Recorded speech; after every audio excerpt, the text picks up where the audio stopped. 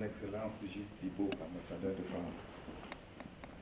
Monsieur l'ambassadeur, bonjour. Comment allez-vous? Très bien, très bien.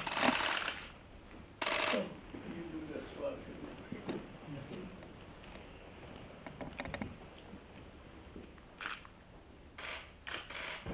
En aussi longtemps, on a abordé beaucoup de sujets. On a refait un panorama des coopérations principales existantes entre nos deux pays, en se félicitant de grandes avancées avec la clôture d'un projet très important pour le Cameroun, celui de Nartigal, et une cérémonie cette semaine qui a permis de conclure l'actionnariat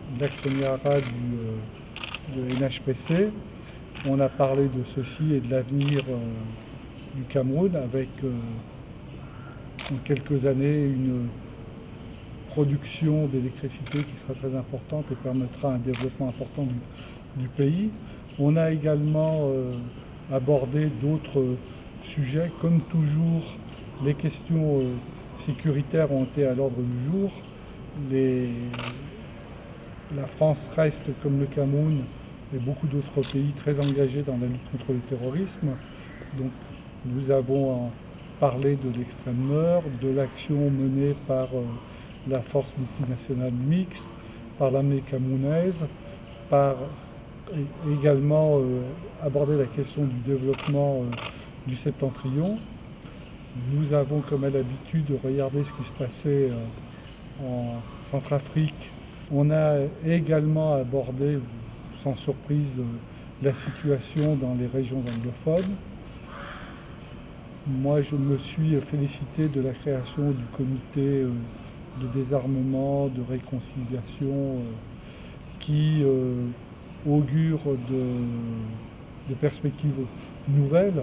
On sait bien que la force ne peut pas être une solution et que seul le dialogue va permettre de résoudre les difficultés de ces régions avec d'autres mesures, notamment le plan d'urgence humanitaire et puis la mobilisation de toutes les bonnes volontés pour arriver à la paix. La paix, c'est ce que souhaitent tous les Camerounais, qu'ils habitent ici à Yaoundé, à Maroua, Yagua, à Bamenda ou à Boya. Donc le sujet est à l'ordre du jour. Et puis le président m'interrogeait sur le mouvement des Gilets jaunes, qu'il a suivi comme tous les Camerounais avec intérêt, en essayant de comprendre ce qui allait se passer. Donc je lui faisais le point des mesures qui avaient été annoncées par le Premier ministre, d'ouverture d'un dialogue qui est aussi difficile, qui a été difficile à établir parce que c'est un mouvement multiforme avec des représentants de milieux très différents et qui sont des Français qui exprimaient un mécontentement avec des pertes de pouvoir d'achat, mais de tous les horizons et indépendamment des mouvements politiques ou syndicaux. Vous voyez, tout ça, ça fait beaucoup de sujets.